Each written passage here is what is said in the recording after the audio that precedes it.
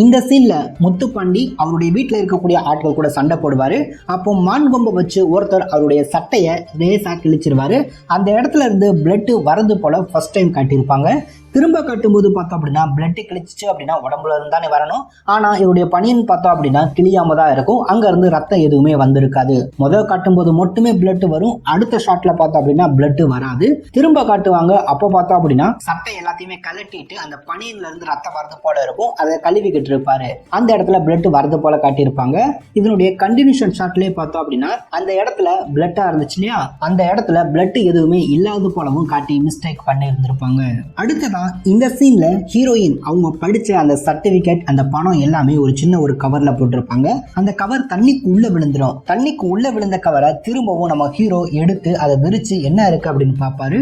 அப்ப பார்த்தோம் அப்படின்னா அவங்களுடைய சர்டிபிகேட், அந்த பணம் எதுவுமே நினைஞ்சிருக்காது போல காட்டி மிஸ்டேக் பண்ணியிருப்பாங்க.